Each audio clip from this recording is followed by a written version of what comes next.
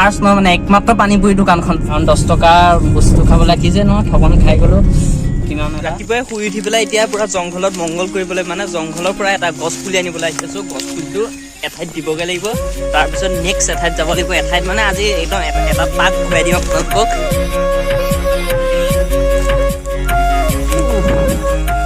এইজোপা হৈছে বিখ্যাত নাহৰ।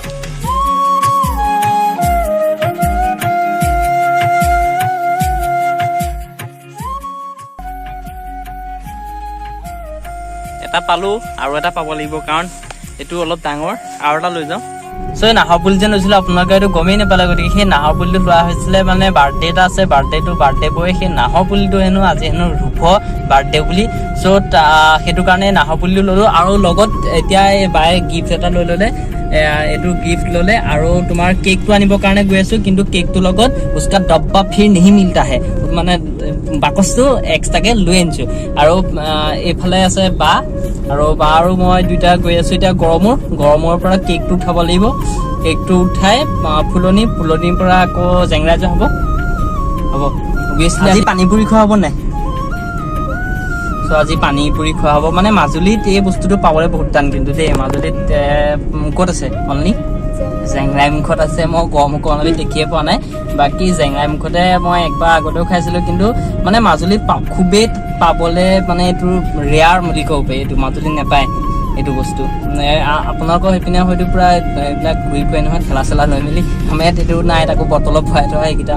চ' তাকে খাবগৈ লাগিব। গতিকে এতিয়া প্ৰথমতে কেকটো আনি লওঁগৈ। কেকটো অনাৰ পিছত মাজুলীৰ ফাৰ্ষ্ট পানীপুৰি, মানে ফাৰ্ষ্ট নহয় মানে একমাত্ৰ পানীপুৰি দোকানখন যাম। মানে একমাত্ৰ নহ'বও পাৰে, ক'ৰবাত থাকিব পাৰে এনেকুৱা ঘৰুৱা হিচাপে, কিন্তু সেইখনে মোৰ মতেতো মই দেখাততো মোৰ মতে ফাৰ্ষ্ট এইখনেই। মই আৰু দেখাই নাই পানীপুৰি দোকান ক'বলৈ গ'লে। আৰু এতিয়া বা আৰু মই গৈ আছোঁ। বাক কেমেৰাত দিছোঁ অলপ চিনেমেটিক শ্বট লৈ লওক, মানে ৰাস্তাটো অলপ এনজয় কৰক না, ফূৰ্তি কৰক।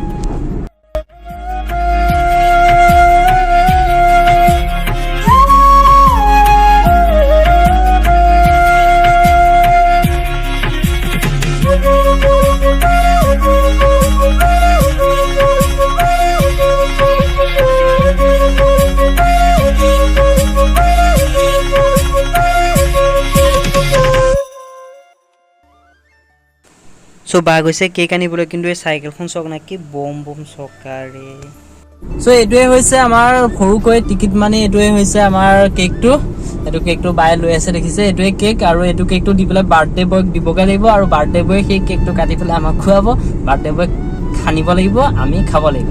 আৰু এতিয়া বঢ়িয়া ৰাস্তাত আছোঁ, ৰাস্তাটোৰ ভিউ দেখুৱাই দিম। আৰু এতিয়া গৈ লওঁ, প্ৰথম কেক খাই লওঁ, তাৰপিছত পানীপুৰি নে কি কোৱা, হয়নে? চ' পানীপুৰিটো খাবগৈ লাগিব, যিহেতু পানীপুৰি মেইন হয় আৰু এইটো কেকটোও মেইন।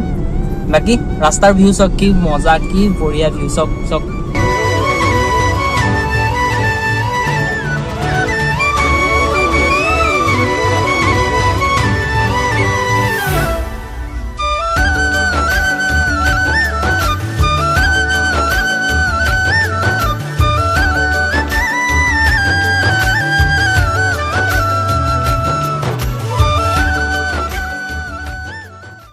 চ' এইখিনিতে এটা গুড নিউজ আহি গ'ল, মানে এটা ফোন আহি গ'ল। ফোনটোৰ মতে গম পালোঁ মোৰ ভাগৰ হয়তো লাইচেঞ্চখন আহি আছে। গতিকে লাইচেঞ্চৰ মানে ইণ্টাৰভিউ দি থোৱা আছিলে, লাইচেঞ্চখন অহা নাছিলে। চ' ফাইনেলি লাইচেঞ্চখন আহি গ'ল। খুবেই ইম্পৰ্টেণ্ট হয় লাইচেঞ্চখন, কাৰণ জানি নহয় আজিকালি পুলিচে য'ত ত'তে ৰখাই দিয়ে। গতিকে লাইচেঞ্চখন খুবেই প্ৰয়োজন।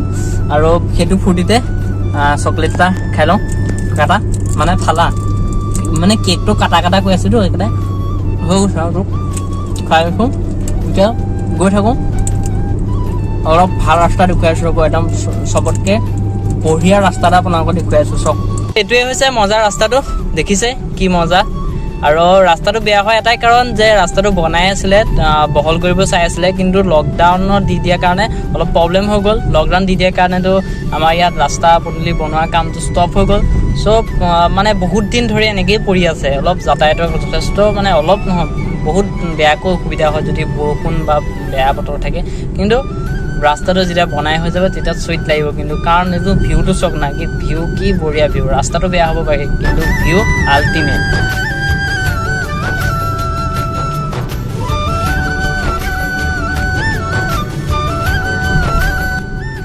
চ' সো আমাৰ ৰাস্তাতটো ইয়াত মানুহ নেপালে গৰুটো পাই যাব, নিশ্চয় পাই যাব, কাৰণ গৰুখিনি ৰাস্তাতে বন্ধা হৈ যায়। এতিয়া সৰুকে পাৰ্টি অকণমান কৰাৰ পিছত এতিয়া গৈ আছো ফুচকা খাবলৈ। এতিয়া পুৰা মজা লাগিব, বহুত দিনৰ মূৰত খাম দিয়ক, আপোনালোকো খুৱাই দিম। চ' লেটছ গো।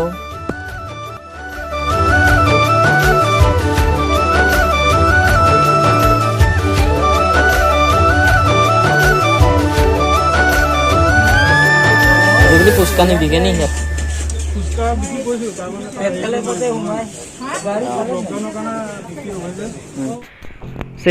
ফুচকা নাই, গতিকে এতিয়া লৈ লওঁ নাচপতি আছে, নাচপতি অলপ লৈ লওঁ, আৰু ওপৰত দেখিছে এয়া কি কল এয়া কল এবিধ ফল, কল খাই হাতী সমান বল কৰিব লাগিব, গতিকে এয়া চেনি কল লৈ লওঁ।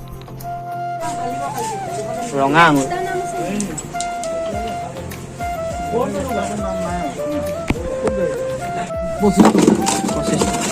দুটাত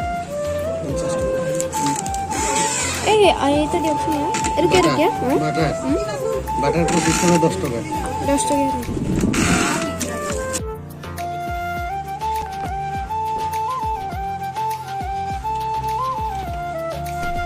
যে নহয় তাকো পাবলৈ নাই, মানে ভাবিছিলো এখন হলেতো ফুচকা দোকান ওলাব, সেইখনো পাবলৈ নাই। এতিয়া মাজুলীত মানে 10 টকাৰ ফুচকা খাবলৈ 500 টকা তেল খৰচ কৰি পেলাই আজি আহিছিলো, কিন্তু এতিয়া 200 টকা মানো বজাৰকে কৰি দিলো দিয়ক। এতিয়া নাচপতি ললো, আৰু কেঁচেটো চকোবাৰ নেকি, আৰু তোমাৰ হেৰি 10 টকীয়া আমুল এটা, এইটো হৈছে Amul the taste of India, জানে নহয় এডভাৰটাইজিং। আৰু আমাৰ ইয়াত এটা পায় তামোল দ্য টেষ্ট অফ আছাম, তামোলটো কি কাৰণে লৈছে সেইজনী পাব 10 টকাত, কা মুখত দিব সেইটো। বাকী এইটো গৰম হৈ যাব নি আকৌ? গৰম হৈ যাব, খাব লাগিব। এইটো সোনকালে খাই ল'ব লাগিব, তাৰ আগতে 500 টকাৰ তেলটো খুৱাব লাগিব, কাৰণ 10 টকাৰ বস্তু খাবলৈ আহি পেলাই 500 টকাৰ তেলটো পৰিলেতো, গতিকে সেইটো আকৌ গ'ল পকেটৰ। তাৰপিছত যাব লাগিব লাইচেঞ্চখন ল'বলৈ, মানে লাইচেঞ্চখন আহিলে ডাকোৱালজনে নে কোনোবাজনৰ হাতত আছে, ফোন এটা কৰিছিলে, চ' সেইজনৰ পৰা ৰিচিভ কৰিবগৈ লাগিব যিহেতু লাইচেঞ্চখন। আৰু তাৰপিছতে ব্লগটো সমাপ্ত কৰিম, কেনেকুৱা বোলে জনাব। আৰু দেখিছে নহয় ঠগন খাই গ'লো কিমান এটা, মাজতে এতিয়া ৰাস্তাতে ভাড়া পালে এটা লৈ যাব লাগিব। এই মানুহগৰাকী যাব নি সুধো ক'ত? নাই কৰোণা নিব নোৱাৰি। আৰু মই যে লৈ যাওঁ ন, মানে ভাড়া গাড়ীবিলাকে কি পাব ন, তেহেঁতৰ কাৰণে লাগিব।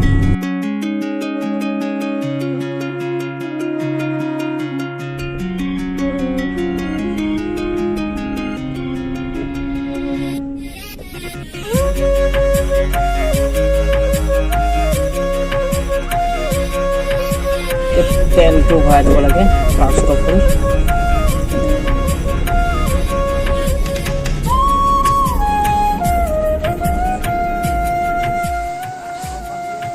500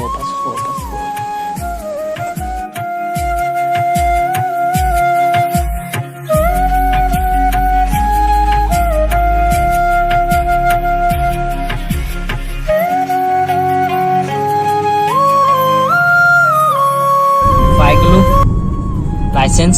আৰু এতিয়া নেক্সট অলপ মানে লকডাউনটো খুলিলে ভাবিছোঁ অলপ দূৰলৈ যোৱাৰ কথা প্লেনিং আছে ন বা, হয়নে? প্লেনিং আছে তেজপুৰ, গোলাঘাট, যোৰহাট, মাজুলী আৰু অৰুণাচলকে ডিজেল গাড়ী। চ' আমাৰ এইখন পেট্ৰলৰ গাড়ীখনকে লৈ পেলাই অৰুণাচলতে যাম এদিন। দিয়ক আজিলৈ ভিডিঅ'টো সামৰিছোঁ। Till then Tata.